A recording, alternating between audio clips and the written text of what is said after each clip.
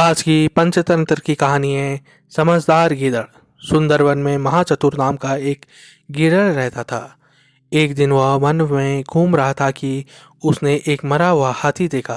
वह बहुत खुश हुआ, लेकिन बिना मेहनत के उसे भोजन मिल तो गया था, लेकिन उसके सामने एक समस्या आ खड़ी हुई। हाथी की खाल तो बहुत मोटी और कड़ी होती है, उसे कैसे काटा जाए? वह यह सोच ही रहा था कि शेर उधर आ निकला। गीदड़ ने सोचा, अब तो यह मुफ्त की दावत गई। तभी उसे एक उपाय सूझा।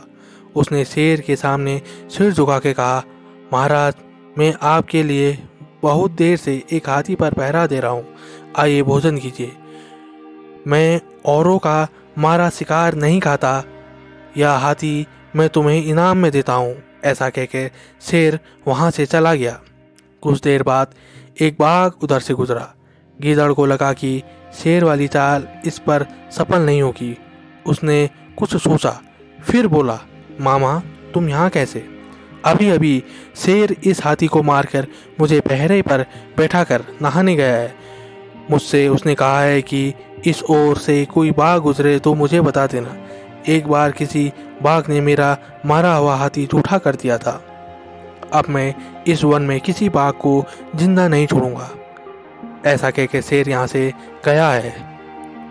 मामा, अपने प्राणों का भला चाहते हो तो यहाँ से 9-2-11 हो जाओ, यानी कि भाग जाओ। शेर आने वाला है। यह बात जैसे ही बाघ को पता चली तो बाघ के पांव तले धरती खिसक गई। वह दुम दबा के वहाँ से भाग गया। थोड़ी देर और बीतने पर एक चीता वहाँ आया।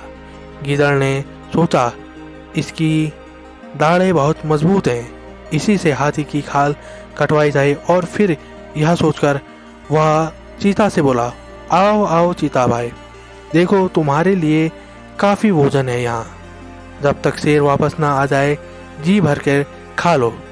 शेर का नाम सुनकर चीते की सिट्टी बिट्टी गुम हो गई।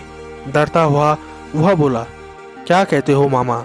शेर का मारा हुआ शिकार खाकर क्या स्वयं भी उसका शिकार बनना है? गीदड़ बोला, नहीं भांजे, डरने की कोई बात नहीं है। शेर मुझे यहाँ बैठाकर नहाने गया है। जब तक वह आए तुम अपनी भूख मिटाओ। मैं खड़ा होकर ये देखता हूँ कि शेर आ रहा किधर से है। जैसे शेर मुझे दिखेगा मैं तुम्हें बता दूंगा और तुम यहाँ से 9-2-11 हो जाना। चीता को यह बात बहुत पसंद आई। चीता ने जैसे ही हाथी के शरीर की खाल को उधड़ा, उसी समय गीदड़ बोल उठा, भागो भागो भांजे, शेर आ रहा है। जैसे ही चीते को ने यह बात सुनी, वह छलांग मार के वहां से भाग निकला। बुद्धिमान गीदड़ ने अपने से बलशाली और भयानक जानवरों को अपनी बुद्धि के बल पे जीत लिया।